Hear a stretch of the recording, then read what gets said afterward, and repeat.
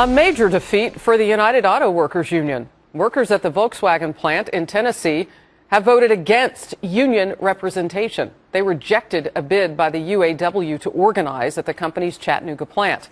The loss is surprising labor supporters tonight, since VW endorsed the idea and even allowed union representatives inside the company to make their case to workers.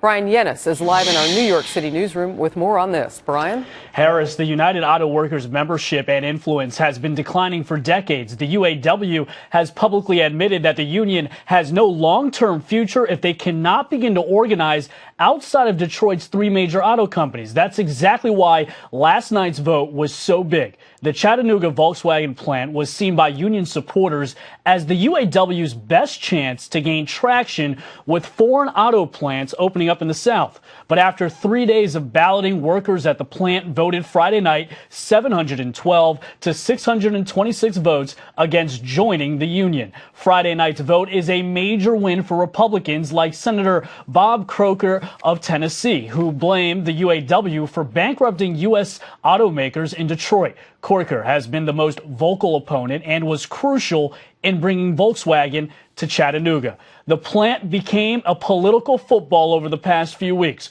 Croker and Republicans warning workers a vote to join the UAW would threaten future expansion plans at the plant, jeopardizing a new contract to build a new mid-sized SUV there. Republicans contending the UAW had an unfair advantage by being allowed to campaign at the plant. Ultimately, though, workers had the final say.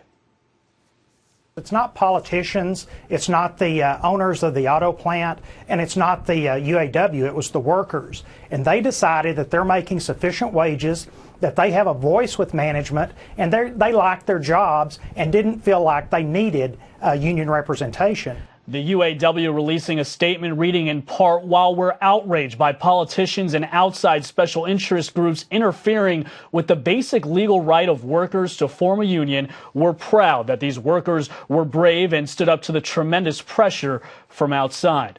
The UAW may appeal the vote. Expect the union also to target Mercedes, Hyundai, and BMW plants next. Harris? And you know, it was interesting to hear that gentleman say that part of this decision was because workers liked their jobs. They didn't feel like they needed an advocate for a job they already liked. Brian, thank you.